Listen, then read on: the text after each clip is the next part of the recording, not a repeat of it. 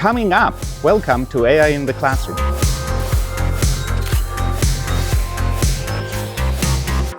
Hi, my name is Guy Trainin, and this is AI in the Classroom. It's a new show that TechEdge is having because we think AI is the next big thing, whether we think it's good or bad, whether you're wondering if and how and when it's going to come into your classroom. We're going to explore this together. We intend to make fairly short shows, under 15 minutes, trying to keep it to one or two things every time, making sure that you are informed and you know a little bit more about AI every time you come. So if people say, you need to know more about AI and bring it into your classroom, we're the source for that information.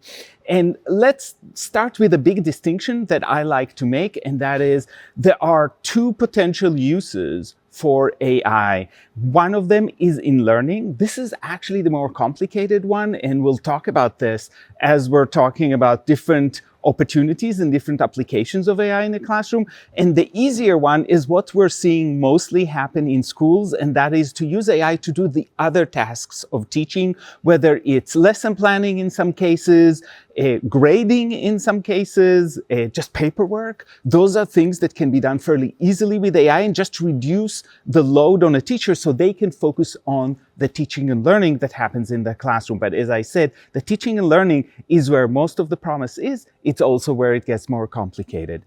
It is really important that I send this message. We're not trying to say you've got to use AI today with your students. What we're trying to say is you've got to start understanding what AI can and can't do, play with it, and start seeing what the opportunities might be. You can't wait for it because it is here. But you need to be aware of who your students are, what devices they have, what access they have to start judging where it can come in. And of course, you've got to know your local policies, whether it's a school, a university, or even informal education, where you have to ask the community and parents what they think about AI and how much are they willing for their kids to use it.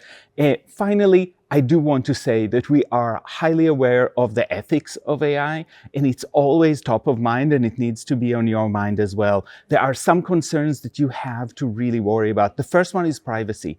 And when we're dealing with students, their information, their data, we want to make sure that that doesn't become common knowledge. And we know, for example, that in some of the models for generative AI, the information is used to keep training the model. That means that anything you put in there is now on that company's, that is part of that company's data. That means you can't put anything that is identifiable about students, and you have to check what your local policies are about using that for students or anything that has to do with students. We have clear legislation under FERPA and under other legislation that may be different in different states, but you have to consider that. So privacy is the first one. The second one is copyright. We are worried about what have they used as part of their training, and you can check with different models what they've used and how they've used it.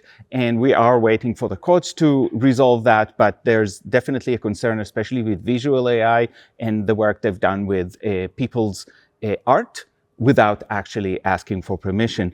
Energy use is another concern, although that has been dropping off really, really quickly. The first few models were very expensive and very high energy in their consumption. That has been going down, but that's still a concern because we know that all these data centers are expensive. They produce a lot of heat, and they are not normally distributed around the country. They tend to be around communities that usually suffer from poverty and from other ways of being taken advantage of. So we are concerned about that. And of course, really concerned about the unforeseen consequences of AI. So there are some things that we know are going to happen. My analog is usually social media. We were super excited about social media when it showed up. But now that we know what are some of the outcomes of social media, with encouraging extremism, with the impact on teen mental health, we have a more balanced view of what social media can do and what might be the dangers. We don't know what those impacts of AI are going to be, but we know they are going to come, and we need to be wary and consider those and check all the time. So it's going to be a really exciting season in AI in the classroom, and I'll see you next time.